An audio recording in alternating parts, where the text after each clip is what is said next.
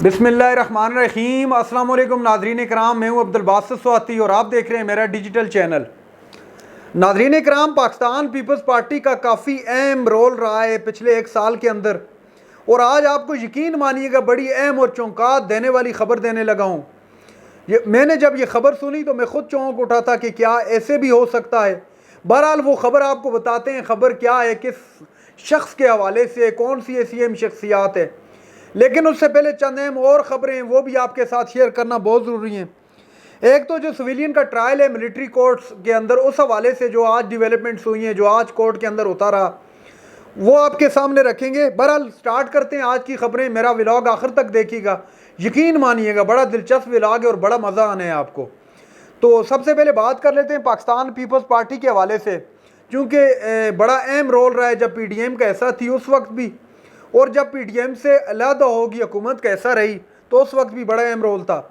लेकिन चूंकि अब दोनों एतराफ़ से सुर्ख झंडियाँ दिखाई दे रही हैं, PP को भी और नून लीग को भी, तो पाकिस्तान पीपल्स पार्टी तो बड़ी उम्मीदें लगा कर बैठी थी पंजाब के अंदर सीट एडजस्टमेंट के हवाले से कर लें। फिर पता नहीं क्या हुआ कि इनके दरमियान दरारें पड़ गई और एक गहरी खाई बन गई। लेकिन अब मामला क्या हुआ है? मामला दरअसल में ये हुआ है कि चूँकि पाकिस्तान तहरीक इंसाफ के ख़िलाफ़ एक क्रैक डाउन चल रहा था पंजाब के अंदर, तो उस हवाले से पाकिस्तान पीपल्स पार्टी इस उम्मीद से बैठी हुई थी, ये उनका ख्याल था कि पाकिस्तान तहरीक इंसाफ के जिन लोगों ने पार्टी को खैराबाद कहा है, तो जो कदावर शख्सियतें, अहम शख्सियात हैं अहम हलकों से, तो वो पाकिस्तान पीपल्स पार्टी का हिस्सा बनेंगी। जिन हलकों की मैं बात कर रहा हूँ, गुजरावाला, गुजरात, उकाड़ा और दीगर हलकों में, जहाँ पर काफ़ी ज़ोर था इन शख्सियात का। तो जो उम्मीदें लगाकर पाकिस्तान पीपल्स पार्टी बैठी थी, तो उनकी उम्मीदों पर पानी फिर गया है।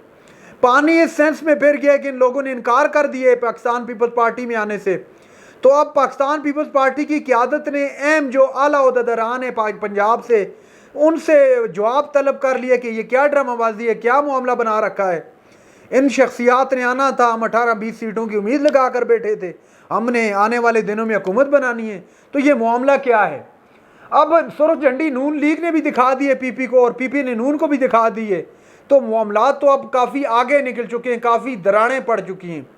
वो बड़े मज़े का मुझे शेर यहाँ पे याद आ रहा है, ना इधर के रहे ना उधर के रहे, ना विसाले सनम ना खुदा मिला। तो यही कुछ आजकल पीपल्स पार्टी के साथ और नून लीग के साथ भी हो रहा है। माजरत। लेकिन अगर पाकिस्तान तहरीक इंसाफ की बात करें तो तहरीक इंसाफ की वो गुड्डी चढ़ती हुई दिखाई दे रही है। वो किस सेंस में, वो भी आपको बताते हैं। लेकिन आज जो सिविलियन कोर्ट के हवाले से, सिविलियन ट्रायल के हवाले से मिलिट्री कोर्ट्स का जो मामला है, उस हवाले से बड़ी अहम समाअत थी आज कोर्ट के अंदर। तो जो अहम दलाइल आए सामने, जो अहम रिमार्क्स सामने आए मुख्तलिफ जजेस की जानब से, मुअज़्ज़िज़ अदलिया की जानब से, वो आपके सामने रखते हैं। सबसे पहले जो आज समाअत का जब आगाज़ किया गया, तो सबसे पहले मंसूर अवान साहब जो अटारनी जनरल ऑफ पाकिस्तान हैं, उन्होंने दलाइल का आगाज़ किया और इस्तदा की फुल कोर्ट की। उनकी जो फुल कोर्ट की इस्तदा थी वो तो मुस्तरद होगी, क्यों हुई उस पर डिटेल में आपको बताते हैं। सबसे पहले जो बात हुई वो ये कि 3 जजेस मुआज़रत कर चुके हैं। जो दरअसल में रिमार्क्स दिए चीफ जस्टिस ने कि 3 जजेस ऑलरेडी मुआज़रत कर चुके हैं और कुछ जजेस जो हैं आजकल छुट्टियों पर हैं, तो पॉसिबल नहीं है इस वक्त में फुल कोर्ट को का तश्कील देना, जिस बिना पर इनकी इस्तदा को मुस्तरद कर दिया गया।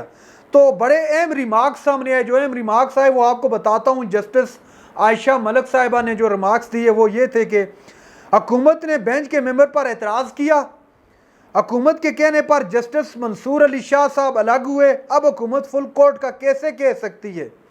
ये बड़ा अहम रिमार्क्स था, चूँकि हुकूमत ने सबसे पहले एतराज़ लगाया जस्टिस मंसूर अली शाह साहब पर कि क्योंकि इनके जो अपने एक शख्स शामिल हैं उन लोगों में जो पार्टिशनर हैं, तो इनको अलग हो जाना चाहिए बेंच से। उन्होंने ग्रेस का मुजाहरा करते हुए बेंच से अलग हो गए। तो अब जस्टिस आयशा मलिक साहिबा ने बड़ा अहम नुक्ता उठाया कि इन लोगों ने खुद एतराज़ उठाए, तो अब कैसे पॉसिबल है, फुल कोर्ट का कैसे कह सकती है हुकूमत। जिस पर अटारनी जनरल साहब ने कहा कि दस्तयाब जजेस पर मुश्तमिल कोर्ट तश्कील दिया जाए। तो आयशा मलिक साहिबा ने फिर इस पर जवाब दिया, कहा कि इसका फैसला कौन करेगा कि कौन दस्तयाब जजेस इस बेंच का हिस्सा बनेंगे या चीफ जस्टिस हालांकि हुकूमत खुद कह चुकी है कि बेंच का बनाना, बेंच का तोड़ना या लागू सारे मामलात जो है चीफ जस्टिस की जवाबदीद है, ये चीफ जस्टिस का अख्तियार है। तो जस्टिस मुनीब अख्तर साहब ने भी बड़े अहम रिमार्क्स दिए यहाँ पर, वो ये कि काफ़ी हद तक ये बेंच केस सुन चुका है, अपनी गुजारिशात जारी रखें, लेकिन यही कोर्ट जो है, यही बेंच मामलात को आगे देखेगा। इनडायरेक्ट यही मैसेज देना चाह रहे थे। इरफान कादर साहब ने जो है अपना वज़ीर दफ़ा, उन्होंने अपना लुकमा देने की कोशिश की अटारनी जनरल साहब को, तो अटारनी जनरल साहब ने उनको खामोश रहने का कहा और समात, अब इस केस की जो समात है वो कल तक मुलतवी कर दी गई, कल मजीद इस केस को सुना जाएगा। लेकिन यहाँ पर एक दो बातें आपको बता दूँ, चीफ जस्टिस के इंतहाई अहम रिमार्क सामने आए। एक तो कहा गया कि चूँकि आजकल छुट्टियाँ हैं, जो मुअज़्ज़ज़ जजेज़ हैं वो छुट्टियाँ गुजारने मुख्तलिफ एरियाज़ के अंदर, वो शुमाली इलाका पहाड़ों की तरफ रुख किया हुआ है, चूँकि गर्मियाँ बहुत ज़्यादा हैं, तो उस हवाले से भी पॉसिबल नहीं। उसके अलावा चीफ जस्टिस साहब ने कहा कि जो जस्टिस यखया साहब हैं, उन्होंने जो कहा है कि फुल कोर्ट के हवाले से हम तमाम जजेस का जो पॉइंट ऑफ व्यू है उसका बड़ा एहतराम करते हैं और ये कोर्ट की एहतराम के खातिर ये सारा कुछ कर रहे हैं, लेकिन अभी इस वक्त में पॉसिबल नहीं है। और जस्टिस मंसूर अली शाह साहब के हवाले से चीफ जस्टिस ने कहा कि मुझे बड़ा ताज्जुब हुआ जब हुकूमत ने उन पर एतराज़ात लगाए तो उन्होंने बड़ी ग्रेस का मुजाहरा करते हुए बेंच से इलादगी का फैसला कर दिया। तो ये आज के पूरे दिन की समात थी, अब केस को कल सुना जाएगा। बहरहाल जो फुल कोर्ट की इस्तदा थी उसको मुस्तरद कर दिया गया। अब आ जाते हैं जी अहम टॉपिक पर। अहम टॉपिक इसलिए मैंने आपको शुरू में बताया था, मेरे लिए खुद चौंका देने वाली खबर थी। दरअसल में हुआ यह है कि जो पाकिस्तान तहरीक इंसाफ है वो तो आप बखूबी जानते हैं, वो ट्विटर कर लें, यूट्यूब कर लें, फेसबुक कर लें, इन तमाम प्लेटफॉर्म पर ऑलरेडी जो है इन लोगों के बहुत ज़्यादा फ़ैन फॉलोइंग है इमरान खान की। तो अब हुआ यह है कि पाकिस्तान तहरीक इंसाफ ने रात के 12 बजे के करीब एक टिकटॉक पर एक अकाउंट लॉन्च किया, ऑफिशियल अकाउंट। तो यकीन मानिएगा सिर्फ एक वीडियो लगाई और उस पर 12.5 मिलियन, हमारी अपनी देसी गिनती की अगर बात करें तो 1 करोड़ 20 लाख लोगों ने इस वीडियो को देखा है महज चंद घंटों के अंदर, और 2 लाख से ज़ायद लोगों ने फॉलोइंग स्टार्ट कर दी इमरान खान की ट्विटर पर। अब हुआ क्या है, हुआ दरअसल में ये है कि ये सबके लिए चौंका देने वाली खबर थी, एक तेल का समाजगी, और अपने आप में ये टिकटॉक पर एक बहुत बड़ा रिकॉर्ड है। और आप यकीन मानिएगा मैंने जब पेज को फ्रेश करता हूँ, रिफ्रेश करता हूँ, तो 5 से 10 हज़ार फॉलोअर मज़ीद इंक्रीमेंट हो जाते हैं उनका। तो ये अब हाल है। अब पाकिस्तान तहरीक इंसाफ की मकबूलियत, इमरान खान की मकबूलियत आप देख सकते हैं। तो फिर कैसे जा सकती है ये हुकूमत इलेक्शन के अंदर? इनको जब दिखाई दे रहा है कि आगे खाई है और खाई में गिरकर जान की बाजी के सिवा कोई दूसरा ऑप्शन नहीं है, तो फिर कैसे जाएं इलेक्शन में? कमाल करती है पाकिस्तान तहरीक इंसाफ भी। अब बात कर लेते हैं जो मामला सामने आया है। मामला क्या है जी? मामला ये आया है, चूँकि गेम एक चल रही थी कि असम्बलियाँ टूटेंगी या नहीं टूटेंगी, इलेक्शन होगा या नहीं होगा, निगरान सेटअप अपनी मदद के लिए आएगा या लॉन्ग टर्म के लिए आएगा। अब कुछ सेटलमेंट हुई है और कौमी असम्बली की जो समरी तहलील की समरी है उसके मुतालिक खबरें ये आ रही हैं कि 8 अगस्त को सदर मुमलिकत को अरसाल कर दी जाएगी, और ये 10 अगस्त तक अगर सदर मुमलिकत दस्तखत करेंगे या नहीं करेंगे, 48 घंटों तक ये जो है असम्बली टूट जाएगी, मतलब 10 अगस्त तक। अब यहाँ पर हुकूमत का प्लान क्या और गेम क्या है?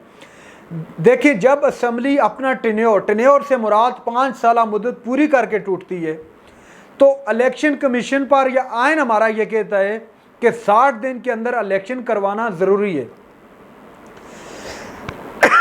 माजरत, अगर असम्बली अपनी मुद्दत से पहले टूट जाती है तो फिर इलेक्शन कमीशन की जिम्मेदारी है कि 90 रोज़ के अंदर, अब असम्बली की मुद्दत पूरी हो रही है 12 अगस्त की शब 12 बजे, और इन लोगों ने प्लान ये बनाया हुआ है कि असम्बली को वक्त से पहले तोड़कर टाइम गेन किया जाए ताकि 90 दिन का वक्त मिल जाए। ये है प्लान। अब मामला क्या है? अब मामला सारा जाता है इलेक्शन कमीशन पर। इलेक्शन कमीशन की जिम्मेदारी है, वो उनकी मर्जी।